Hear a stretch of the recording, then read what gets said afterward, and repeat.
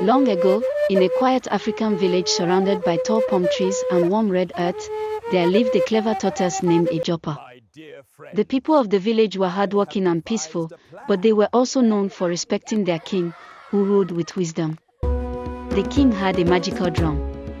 Whenever the drum was beaten, it produced endless food and drink. Yam, palm wine, meat, fish, vegetables, everything appeared in abundance. Because of this drum, the king was never hungry, and whenever there was a festival, the villagers were invited to eat to their fill. But the drum could only be used by the king himself. One day, Ijapa the tortoise, who was always greedy and cunning, watched from afar as the king beat the drum during a festival. His eyes grew wide with desire. He thought to himself, if only I had that drum, I would never go hungry again. I would eat whenever I wanted, and everyone would bow before me. From that day, Ijapa made a plan. He waited, hiding behind trees, watching the palace and studying the guards. Then, one evening, when the festival was over and the king was resting, Ijapa sneaked into the palace courtyard. With slow, careful steps, he crept closer until he was right beside the glowing magical drum. Without hesitation, he dragged it away.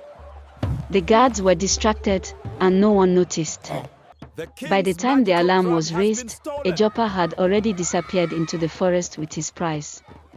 At first, the tortoise was overjoyed. He beat the drum, and food came pouring out: yam, stew, fish, even sweet palm wine. He ate until his belly was round, and then he laughed loudly. Soon, other animals in the forest gathered around him. They clapped and praised him as he beat the drum again and again, providing a feast for all. But what Ijapa did not know was that the drum also had a curse. The king had warned that anyone who used it selfishly would suffer greatly. One night, as Ijapa beat the drum greedily, instead of food, dangerous warriors appeared, armed with whips and sticks.